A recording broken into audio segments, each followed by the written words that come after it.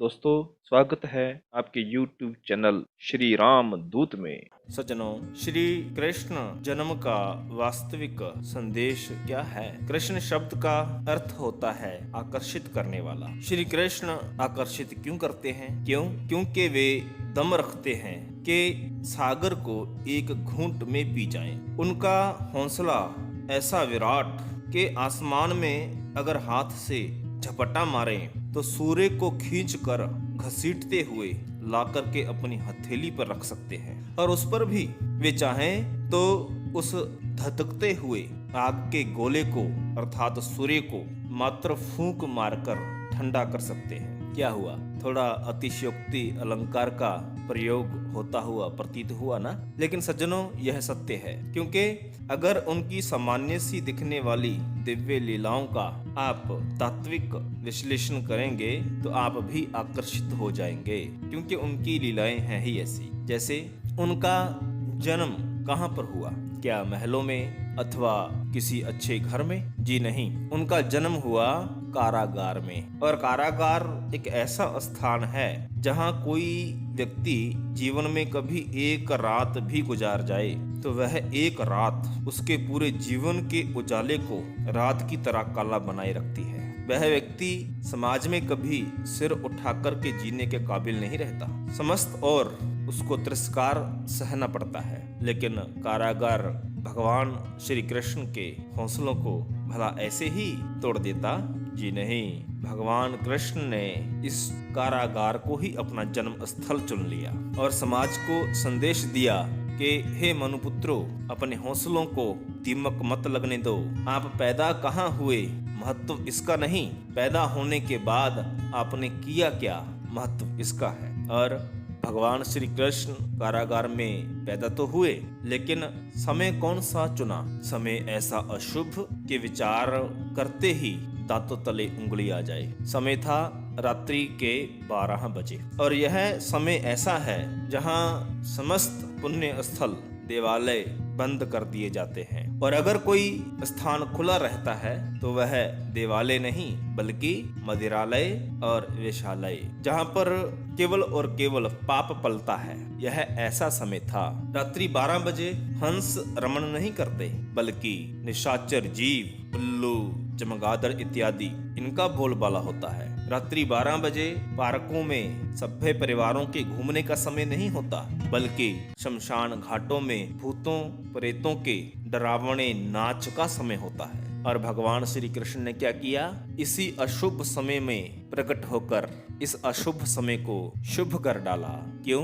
क्योंकि समय शुभ अथवा अशुभ नहीं होता, बल्कि उस समय में कौन प्रकट होकर क्या करता है, उसकी क्रियाएं ही उस समय को शुभ अथवा अशुभ बनाती हैं। फिर भगवान श्री कृष्ण का जन्म हुआ।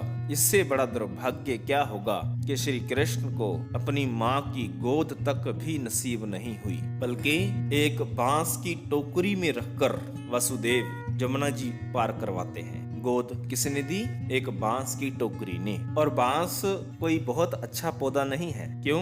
क्योंकि उसमें गांठे तो हैं गन्ने की तरह, लेकिन रस एक बूंद भी नहीं। वह दिखने में भले गन्ने की तरह हो, लेकिन गन्ने जैसा नरम कतई नहीं, और लंबा इतना, अहंकार से तना इतना कि 24 घंटे उसका शोर ही शोर सुनाई देता है। और अक्सरा वनों में जो आग लगती है वह बांस के आपसी घर्षण के चलते ही लगती है। लेकिन भगवान कृष्ण की महिमा देखिए, उसी अशुभ से बांस को उठाया और उसकी बांसुरी बना डाली, और अपने अधरों का ऐसा स्पर्श दिया कि स्वरों की मिठास से समस्त और चाशनी घोल डाली। जो उपेक्षित है उसी को उठाकर सबका पसंदीदा बना दिया, सबका प्यारा बना दिया। और यही तो करामात होनी चाहिए जो भगवान श्री कृष्ण में है, और वे चाहते हैं कि हे मानव, तेरे में भी यह करामात आए।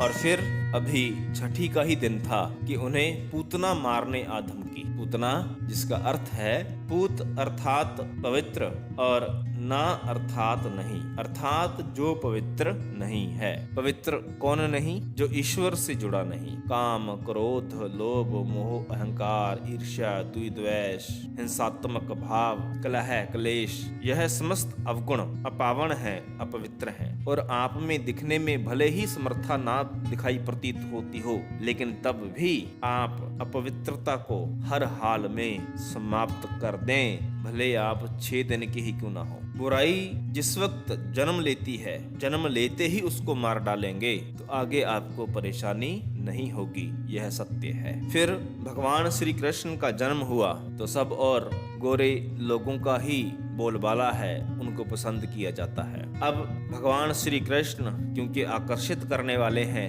तो स्वाभाविक है कि उनको अपना वर्ण गोरा ही रखना चाहिए था, लेकिन उन्होंने अपने तन का वर्ण गोरा न रखकर श्याम रखा, सांवला रखा। आप उसको काला भी कह सकते हैं। कोई वस्तु काली अथवा श्याम कब दिखती है? जब सूर्य के 7 रंग कोई वस्तु अपने भीतर समेट ले और वापस उसको धक्का ना दे, जो भी रंग है सब धारण कर ले, तो वह वस्तु काली प्रतीत होती है। अर्थात भगवान हमें जो भी दे, भले सुख, भले दुख, भले अमीरी, भले गरीबी, हम सब स्वीकार कर लें, किसी को धक्का ना मारें, तो ईश्वर की दृष्टि में आप भी श्याम ही होंगे और आप केवल संसार को ही नहीं बल्कि ईश्वर को भी आकर्षित करेंगे, यह सत्य है। और इन्हीं आकर्षित करने वाले गुणों के चलते देवकी नंदन को श्री कृष्ण के नाम से जाना जाता है। तो क्यों ना सज्जनों हम भी श्री कृष्ण की तरह सूखे रेगिस्तान में गुलाब उगाने का प्रयत्न करें। अमावस्या की घोर काली रात्रि में भी सुई में धागा डालने का जरा प्रयास तो करें, क्योंकि श्री कृष्ण हमें ऐसे ही बुलंद हौसलों की मशाल बनाकर जीने का ढंग सिखाना चाहते हैं। और यही श्री कृष्ण का संसार में आने का मकसद है, उनका लक्ष्य है। तो आओ हम ऐसे ही बने, क्योंकि श्री कृष्ण हमें ऐसा ही बना देखना चाहते हैं। सज्जनों, अगर यह सुंदर प्रसंग आपको अच्छा लगा हो तो कृपया लाइक करें, शेयर करें। हमारे YouTube चैनल श्री राम दूत को अवश्य सब्सक्राइब करें, बेल आइकॉन दबाते हुए। धन्यवाद। जय जय श्री कृष्ण।